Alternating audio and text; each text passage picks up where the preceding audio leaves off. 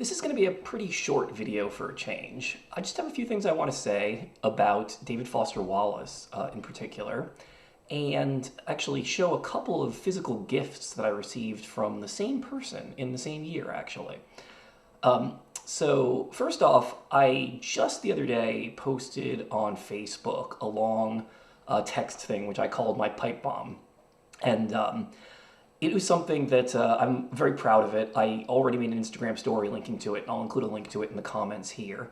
But I mentioned in the Instagram story that it was kind of inspired by David Foster Wallace. And I want to be clear, I'm not a David Foster Wallace expert. I haven't read a whole lot of his stuff. I had read, I think, a few essays he had put in magazines or something like that. But the whole reason I really got interested in him was in 2015, when Jennifer Lee Clinchy, back then just Jennifer Lee, and I were dating. We actually saw the movie The End of the Tour, which was a movie about David Foster Wallace and his book tour after he wrote Infinite Jest. And frankly, it's a great, great movie. I highly recommend it. Jason Segel plays David Foster Wallace and gives probably the best performance of his career. It's also something I noticed. I have not gotten my hair cut in just over a year now. And as my hair is growing really long and my beard is getting really full, I actually think I'm starting to look a little more like David Foster Wallace. Another nice little bit of trivia about this movie. Over the closing credits, there's a piece of music, which is one of my favorite pieces of music in the world, a Brian Eno piece, also an artist who inspires me a lot. Free internet points to anyone in the comments who can say what the name of the Brian Eno piece is and what album it's from. But anyway, it is the case that this End of the Tour movie really inspired me. I think I was actually kind of in tears after it. And Jennifer saw how much it was very meaningful to me. And she actually gave me a gift of this book, Infinite Jest, which has been sitting on my bookshelf for the last decade, since 2015. No, I've never actually read it, and I think you'll understand why. It is a super thick book, about 1,000 pages long. And as much as I appreciated the gift, and I thought it was very heartfelt, and I thought I might get to it at some point, it just sat there for a whole decade. But it turns out I actually did pick it up and just start to read it literally just a few months ago. And I didn't get very far. I only read the first few sections. It is a hard book to read. It's got some really hard passages, and I realized I just wasn't up to it with the mental stamina and effort to really go all the way through it. But I'm really glad that I briefly started the book. And in fact, there's a really, really great passage that the book starts with over the first 15 pages, which I would recommend you read even if you don't bother to read the rest of the book. And it's actually not a particularly hard part to read. David Foster Wallace changes his writing style a lot of times in the book, and there are other places in the book that are very difficult to read, but this particular 15-page passage at the beginning of it is not hard to read. It's actually written in very clear, easy to understand English. But it's a story about this main character, Hal, who is a young man who is a super genius and also a tennis star. And David Foster Wallace, actually, in his younger years, was also a tennis star. And it's about this man, young man, Hal, applying to college and actually being in a college interview with some of the deans and other administrators and some of the athletic people who want to recruit him for the tennis team, along with his uncle, who's basically doing all the talking for him.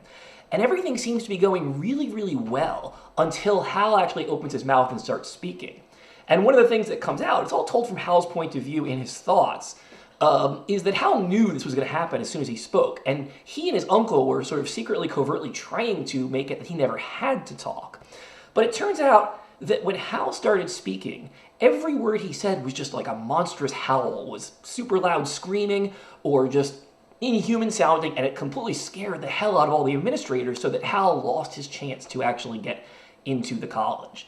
And it's one of these things where I guess it's sort of establishing about the character. He's basically lost his ability to speak because he is so pent up with emotion that anything he ever says just comes out in a way that sounds terrible to people and that alienates them all to him, even though before that they really admired his talents and smarts. So I have to tell you, I related to this so hard. I feel like I've been a really smart person, a person who's been popular and liked and successful in a lot of things in my life and career, but then all of a sudden in the last few years, because of this abuse, I got to a place where I was just screamingly mad for a lot of the time, and I lost so much of my social connectivity, and I couldn't even talk to people. I couldn't even spend time by myself at home without getting to this point of being screaming mad. Fortunately, I'm starting to get to a better place now, but it's been a really, really tough journey. But the amazing thing is that it is Jennifer who gave me this book back in 2015, long before I ever got angry, long before I was ever screaming, and she never saw me angry like that at all. This is something that didn't happen until 2018 or later, far after I spent any time with Jennifer. But I just think it's something that's kind of weird, like almost like a fate thing or a divine thing. The fact that she gave me this book that had this opening passage that was so poignant and so right on the money in terms of describing my situation and what was happening to me. And I didn't even pick it up and read it until a whole bunch of years into that story where I'd already been experiencing so much of that trauma. So I would say thank you, Jennifer. I had no idea it would be so helpful a decade later, but this book you gave me actually ended up being a really, really nice gift that really helped make my life better. And there is one other gift also from Jennifer in 2015 that I have here, which is a love letter she sent me in December, complete with some stickers on it, her handwriting, her little picture of a turtle on the bottom.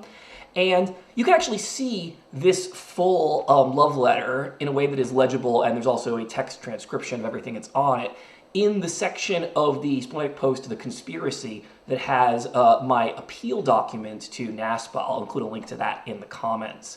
But it's really funny that I even still have this love letter.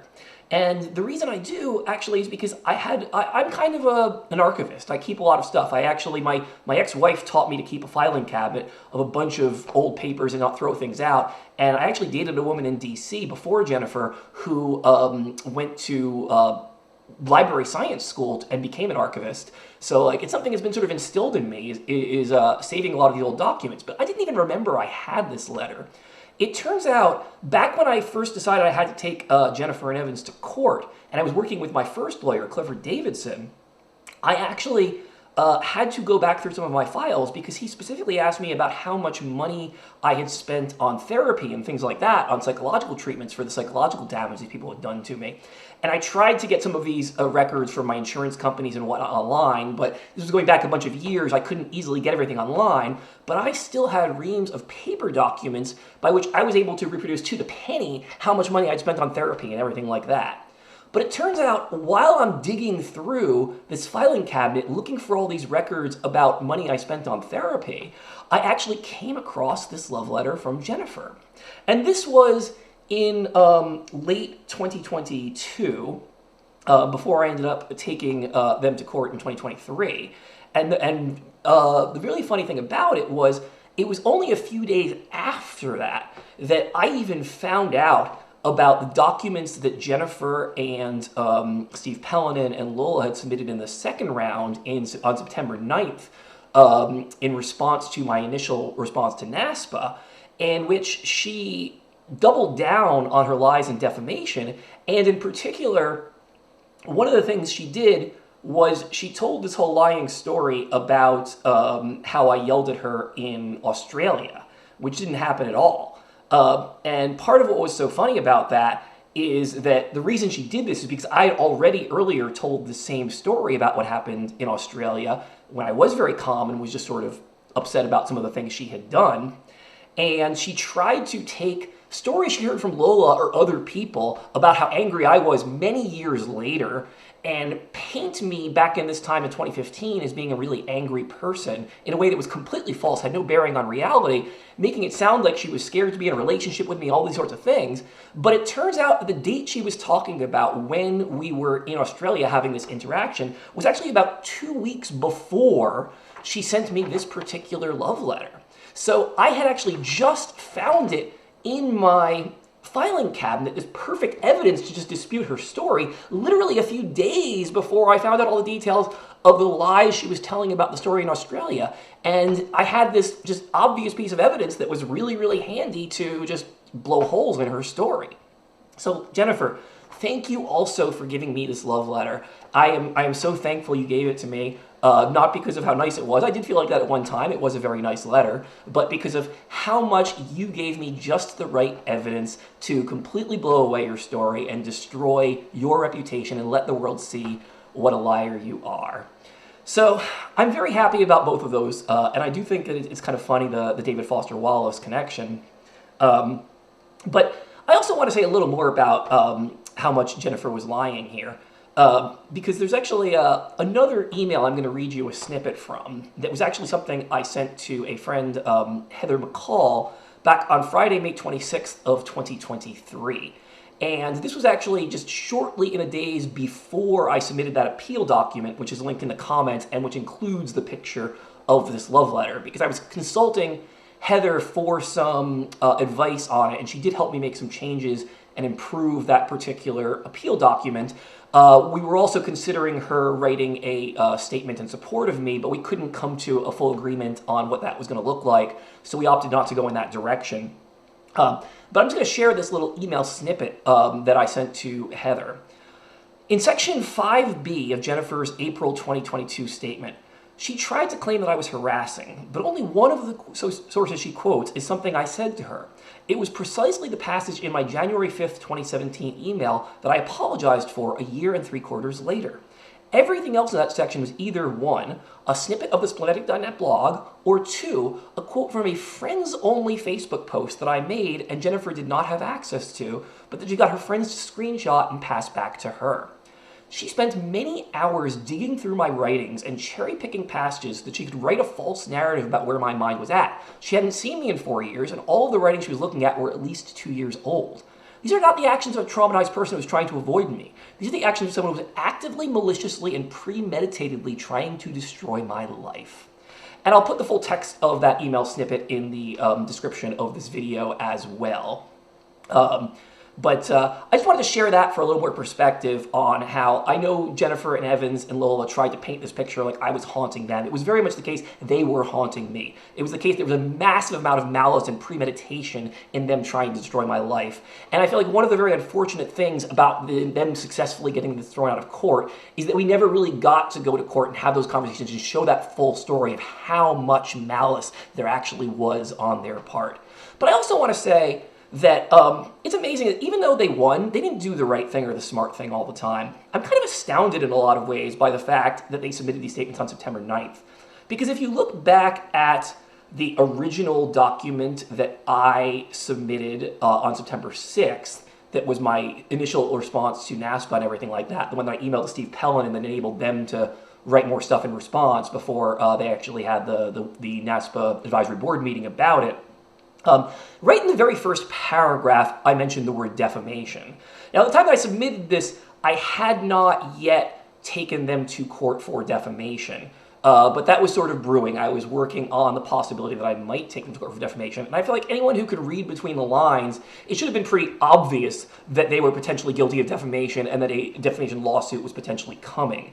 So by submitting all these extra September 9th statements, really all they did was provide twice as much evidence that they were defaming me as had already existed.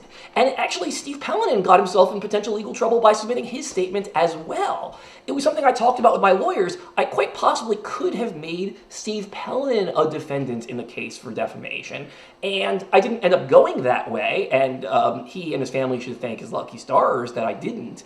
But really, it was incredibly stupid to put all this additional defamatory stuff in these documents after I'd already started proving how much they were defaming me. And it's just a case of doubling down of too much power and hubris of people thinking they can get away with shit and that they can keep convincing people of their lies because they've been in this small insular community where people believe they're bullshit. But as soon as this gets to a wider audience, there are other people they're not as able to persuade with their lies, they're not as sort of emotionally influencing, they're going to see that they just did exactly the wrong thing every step in the way just dig themselves in deeper. So that's pretty much it. But I do want to say one other positive thing here to Evans Clinchy, which is that I really appreciated that you at least were smart enough not to submit a second statement with those September 9th statements. And maybe it wasn't smart, maybe you were just too traumatized and upset, it was too hard for you to write something out, I don't know. But it's a good thing you didn't submit any more documents. And I fully understand that it's quite possible that Jennifer had been lying to you about many things about our past history that caused you to be very angry. And it wasn't until you actually started seeing some of my writings on the blog that you actually found out some of the ways in which you had been deceived about what had happened. So I don't blame you in some ways for getting as angry as you did at me based on false information. I blame you for being a sucker and falling for this manipulation a little bit. But we all make mistakes. I've been fooled too. To me, what's much more important is not that you never get fooled, but is that when you do get fooled, you update your information. When you get new information, you update your priors and you look at the world through fresh eyes and take a fresh start and say, wait a minute, I need to take a different attitude and approach to all of this. And Evans, maybe you haven't done that yet, but I'm hoping it's not too late for you. I'm hoping that you're actually a better person than both Jennifer and Chris Lipe. And I will tell you that in the course of these last several years, I've gotten some really horrendous quotes about you from some other people that I have chosen not to publish yet. There's a lot of people in the Scrabble world who don't like you because of very obnoxious behavior on your part. But I will also tell you that there's part of me that still likes you. That some of the things that other people in the Scrabble world don't like you for are actually things I do like about you. And I like you more than the average Scrabble player does. Even though you hate me, even though you might still hate me. I don't think you're an entirely bad guy. I think you're just around bad people and they're dragging you down.